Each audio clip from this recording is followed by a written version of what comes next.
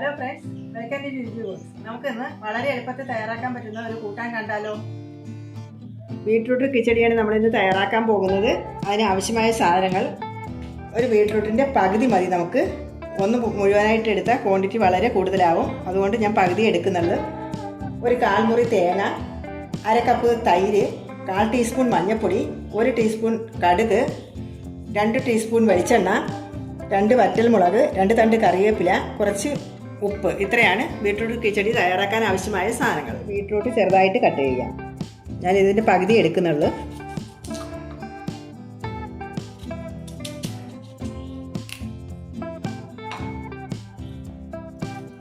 ബീറ്റ്റൂട്ടിൻ്റെ തൊണ്ട് മുഴുവൻ ചെത്തിക്കഴിഞ്ഞു. ഇത് നമുക്ക് ചെറുതായിട്ട് കട്ട് ചെയ്തിട്ട് ചോപ്പറിനകത്ത് ഇട്ടിട്ട് അരിയാം.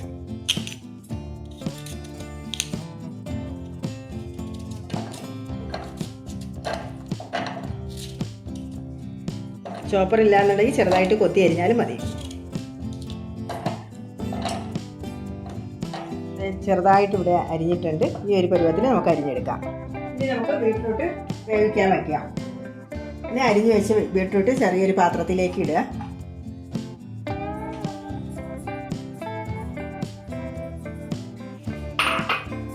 അതിനകത്തേക്ക് മഞ്ഞൾപ്പൊടി ഇടുക,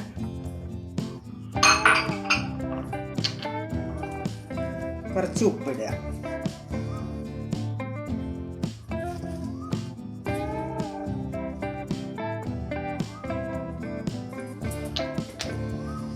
അര ഗ്ലാസ് വെള്ളം ഒഴിക്കുക.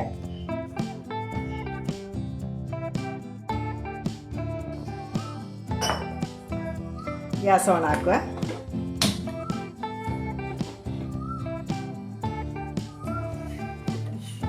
നന്നായി തിളച്ചിട്ടുണ്ട്. നമുക്ക് സിമ്മിലാക്കി ഇടാം. ആ സമയം കൊണ്ട്, ഇത് വേവുന്ന സമയം കൊണ്ട് നമുക്ക് തേങ്ങ അരച്ചെടുത്തിട്ട് വരാം.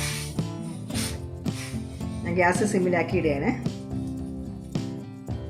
മിക്സിയുടെ ചെറിയ ജാറിൽ അരയ്ക്കാനുള്ള തേങ്ങയുള്ളൂ.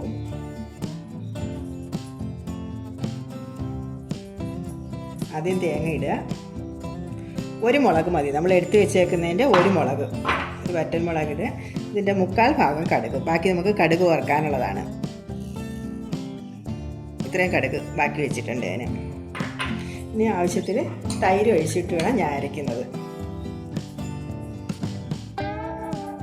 2 സ്പൂൺ തൈര് ഒഴിച്ച് അരച്ച് നോക്കാം. ആവശ്യത്തിന് തൈര് ചേർത്ത് കൊടുക്കാം. ഞാൻ ആ തൈര് മൊത്തം ഒഴിച്ച് അരച്ചു. എനിക്ക് പുളി ആവശ്യമുള്ളത് കൊണ്ട് ഞാൻ ഇന്നലത്തെ തൈരാണ് എടുത്തത്, പുളിച്ച തൈരാണ് എടുത്തത്. പുളി ആവശ്യമില്ലാത്തവർക്ക് ഇന്നത്തെ പുളി ഇല്ലാത്ത തൈര് ഉപയോഗിക്കാവുന്നതാണ്. ഞാൻ നൈസായിട്ടാണ് അരച്ചേക്കുന്നത്. ഈ ഒരു പരുവത്തിൽ നമുക്ക് അരച്ചെടുക്കാം. ബീറ്റ്റൂട്ട് ഇവിടെ വെന്തിട്ടുണ്ട്. നമുക്ക് അരപ്പൊഴിക്കാം.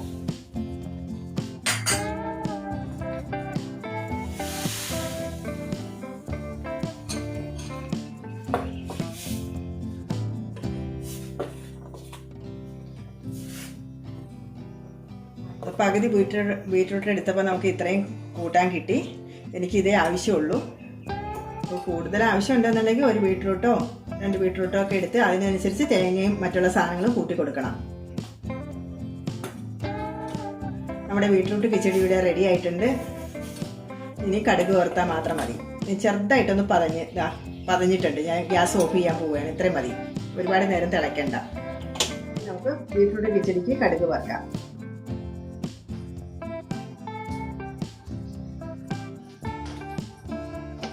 ഗ്യാസ് ഓണാക്കി എടുത്ത് വെച്ചിരിക്കുന്ന വെളിച്ചെണ്ണ ഒഴിച്ചു. 1 സ്പൂൺ വെളിച്ചെണ്ണ കേട്ടോ.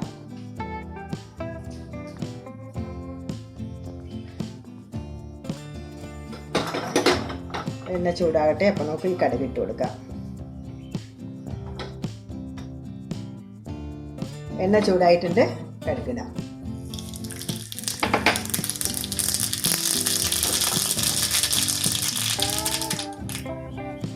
കടുക് പൊട്ടി കഴിയുമ്പോൾ വറ്റൽമുളക് ഇടുക.